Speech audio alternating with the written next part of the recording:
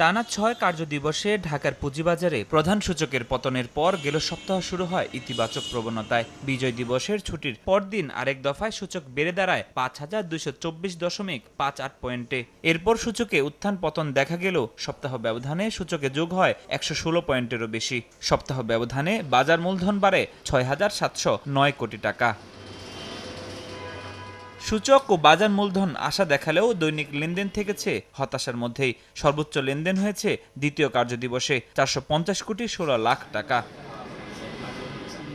খাতভিত্তিক লেনদেন চিত্রে দেখা যাচ্ছে, গেল সপ্তাহে ঔষধ ও কেমিক্যাল খাতের ৩৪টি কোম্পানির দৈনিক গড় লেনদেন ৪৬.১২% বেড়ে দাঁড়িয়েছে ৯৫,৭৭,০০,০০০ টাকায়। শেয়ার বাজারে বিনিয়োগ টানা জীবন বীমা কোম্পানিগুলোর গড় লেনদেন বেড়েছে ৬২.৮৯%। গেল সপ্তাহে বিদ্যুৎ, জ্বালানি ও প্রকৌশল খাতেও আস্থা রেখেছেন বিনিয়োগকারীরা। তবে ধারাবাহিক পতন থেকে ঘুরে দাঁড়াতে পারেনি ব্যাংক খাতের ৩৬টি প্রতিষ্ঠান। দৈনিক গড় লেনদেন ৬.৫% বেশি কমে নেমেছে ৩৪,৬৪,০০,০০০ টাকা।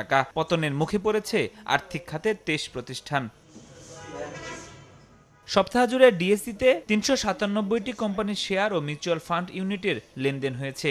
এর মধ্যে দাম বেড়েছে ১৭২টি কোম্পানির, কমেছে ১৬৮টির ও অপরিবর্তিত রয়েছে ৫৭টি কোম্পানির শেয়ারের দাম।